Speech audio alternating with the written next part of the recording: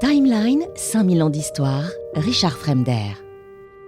Les graisses, fabriquées à partir du pétrole, commencent d'ores et déjà à envahir le monde industriel, des locomotives jusqu'aux montres, en passant par la conservation des viandes et la fabrication des chandelles. Le pétrole est partout.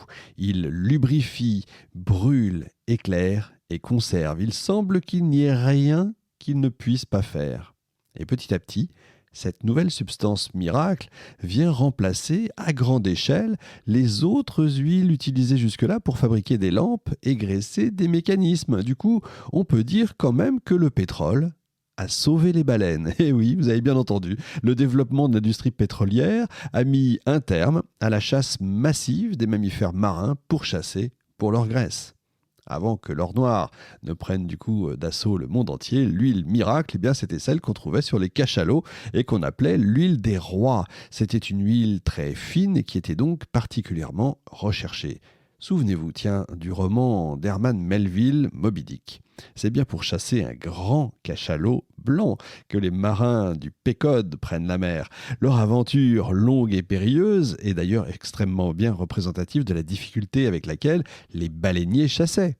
Leur proie se faisait progressivement et de plus en plus rare, et ils étaient obligés de partir de plus en plus loin en mer pour en trouver. L'accès difficile aux huiles animales a donc permis au pétrole, plus simple à se procurer, c'est vrai, de la remplacer. Du coup, si vous feuilletez une vieille édition du magazine Vanity Fair, qui daterait par exemple de 1861, vous pouvez y voir et dessiner des baleines donnant un bal en l'honneur des puits de pétrole découverts en Pennsylvanie. Avec le pétrole, leur cauchemar prenait peu à peu fin. Évidemment, pas tout de suite, on le sait. D'ailleurs, en parlant de Pennsylvanie, c'est là-bas, au milieu des collines, sur un territoire déjà riche en bois et en charbon, qu'a lieu la première ruée vers l'or noir de l'histoire. Je vous propose un petit retour en arrière jusqu'en 1847, quand Samuel Kerr découvre tout à fait par hasard un puits de pétrole dans les vallées de Pennsylvanie. Cette année-là, le jeune entrepreneur américain ne se doute pas encore que sa trouvaille va avoir l'effet d'un véritable tsunami sur tout le pays et sur le monde entier. Samuel Kerr est à la tête d'une compagnie fluviale qui transporte du charbon jusqu'à Philadelphie. À côté, il s'occupe de l'entreprise familiale spécialisée dans les puits de saumure. En gros, il extrait du sel des sols poreux avec des techniques de forage et c'est grâce à ça qu'il va tomber sur du pétrole. Effectivement, en creusant de nouveaux puits, il constate que la saumure qu'il obtient est souillée d'une substance noire visqueuse et on peut dire nauséabonde. Dans un premier temps, il préfère s'en débarrasser. Le liquide noir pollue son sel, donc c'est plus embêtant qu'autre chose. Sauf que, bien vite, Kerr se rend compte qu'il serait plus sage de le commercialiser. Et oui, ça reste un Américain. Il avait en fait remarqué que son huile parasite ressemblait étrangement à une huile médicinale censée soigner la tuberculose. Il entreprend alors de mettre le pétrole en bouteille et choisit de le vendre comme un remède contre tous les maux. Selon lui, la concoction est aussi efficace contre une bronchite que contre la cécité. Là, pour le coup, quand même, on peut parler de publicité mensongère. Le problème, c'est que malgré les promesses pharaoniques faites par Samuel Kerr quant à l'utilisation de son pétrole, il a quand même du mal à le vendre. En manque d'argent, il demande conseil à un chimiste de Philadelphie qui lui préconise de distiller la substance pour la transformer en solvant. Et Kerr s'exécute et installe le premier atelier de distillation de pétrole américain à Pittsburgh en 1850. En un rien de temps, le voilà riche. Il vend ce qu'on appelle son huile de carbone à des mineurs de charbon en tant que système d'éclairage et ne pense même pas, et là c'est important, à déposer un brevet pour son invention. Immédiatement, une industrie va naître autour de ce qu'on connaît désormais sous le nom de kérosène, ce qui veut dire cire en grec, rien à voir avec Samuel Kerr, ou pétrole lampant en France.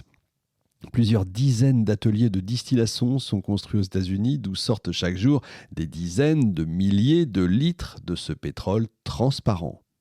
Pourtant, si vous pensez que ces quelques ateliers ont suffi à mettre en marche l'industrie pétrolière, vous vous trompez. Je pense que vous avez compris, quand il s'agit de pétrole, tout prend un peu de temps. Il faut donc désormais ajouter une nouvelle pierre, si j'ose dire, à l'édifice, et c'est alors au tour d'un certain colonel Drake de faire son apparition. Entendant parler de la réussite de Samuel Kerr, Edwin Drake décide de partir à la recherche de son propre puits de pétrole. Après des mois de forage, de l'huile noire jaillit enfin des entrailles de la terre le 27 août 1859. On est toujours en Pennsylvanie, au cœur de ce qu'on appelle les Oil Regions, véritable berceau de l'histoire du pétrole américain. Si ce territoire est si important pour le développement de l'or noir, c'est parce que l'abondance de bois et de charbon dans ces vallées a rendu l'extraction du pétrole extrêmement facile. C'est donc là que Drake choisit de creuser. À l'aide d'un simple derrick en bois, alimenté par un moteur à vapeur, chauffé au bois également, il finit par trouver un gisement de pétrole à 21 mètres de profondeur, un jour seulement, avant l'ordre de la banque d'arrêter le forage pour cause de manque de moyens. Et tout ça, c'est des belles histoires. L'annonce de la réussite du colonel Drake, il faut quand même savoir qu'il s'était donné le titre pour faciliter son accès à des fonds, donc c'est comme tant d'autres d'ailleurs. L'annonce de sa réussite, donc, déclenche en l'espace de quelques semaines la première ruée vers l'or noir, 10 ans tout pile après la grande ruée vers l'or, tout simplement, en Californie. L'année 1859 est donc considérée comme l'année de la naissance de l'industrie pétrolière, en tout cas aux États-Unis. Et oui, l'histoire du pétrole a majoritairement été écrite par ses plus grands acteurs qui sont, sans surprise, américains.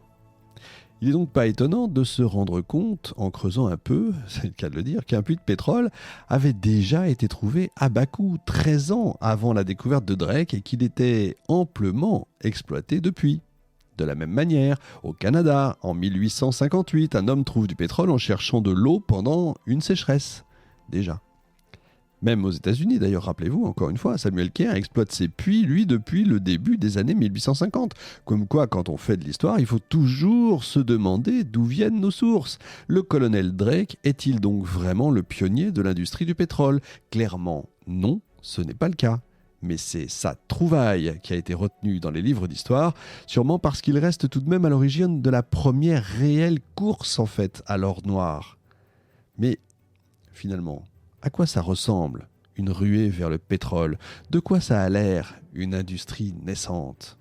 Souvenez-vous, avant 1859, la Pennsylvanie, où Drake va trouver son gisement, c'est avant tout des collines boisées, des vallées verdoyantes à perte de vue, une vie sauvage, abondante, qui prend abri dans une nature florissante. C'est un lieu isolé, à l'écart des hommes. À partir de 1859, plus rien n'est pareil. Voilà, vous venez d'écouter l'extrait d'une émission Timeline 5000 ans d'histoire qui fait 1 heure en moyenne. Pour écouter la suite et bénéficier de plus de 300 émissions en ligne écrites par des historiens avec les sources, des interviews, etc., il vous en coûtera seulement le prix d'un café par mois, 2 €. Le lien est dans la description. Si vous avez des questions, des avis, des idées à partager, n'hésitez pas. Nous sommes en direct tous les jeudis sur Twitch, timeline_podcast, et c'est gratuit.